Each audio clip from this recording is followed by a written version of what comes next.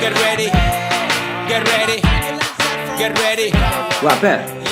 Malik, mon fils. Naka suba si yaa ngi toog. Toguma de, damay dawal vélo. Maa ngi nii si kaw télé bi di doublé oto yi. Gisoo ma?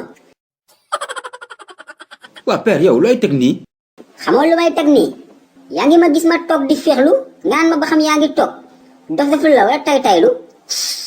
mais père jarul ci potu yow tamit waxin la rek. Waxin mooy lan? waa père baal ma maa la tooñ baal ma xaaral ma dugg gaale lëës ñëwaat. waaye doxal dox bi jàppee ko nii rek wër ak doxaan rek. Get ready, get ready, get ready. Yeah, yeah. yaa ngi toog si ngelaw. 10 heures passé na de ndumbe xam naa léegi mu ñëw laaj ma dépense te dërëm yoruma ko.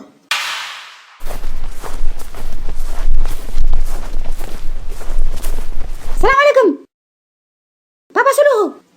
maaleykum salaam. kii kan la bopp gaal. papa Suluxu wax naa la nga bàyyi di ma lay wax bopp gaal.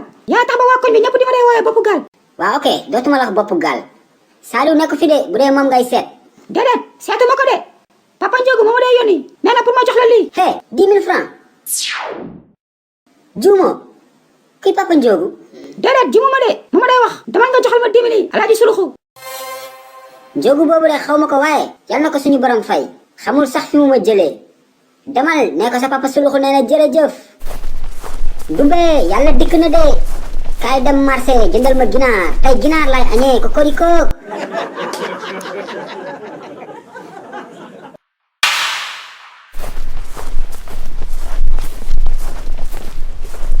salaamaaleykum. waaleykum salaam. góor gi na nga def.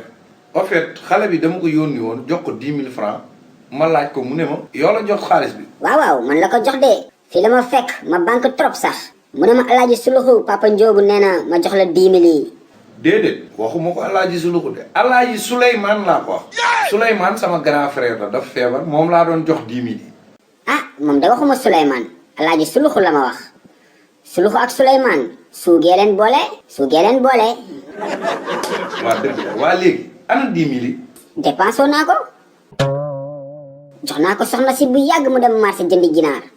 lan ginaar yow biñ la joxee xaalis bi léegi même pas 10 minutes après 9 minutes nga ne jënd ko ginaar dépassé ko góor gi baa si caaxaan.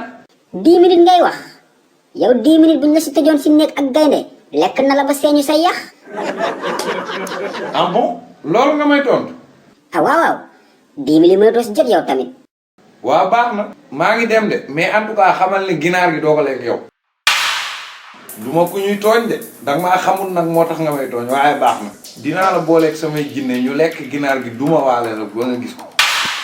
xool kat bopp bu gàtt bi mu naan jinne yow boo dee yàlla tawal bulet ñi xif lekk doo dara njaabal laa la wax ak sa ñuulaay.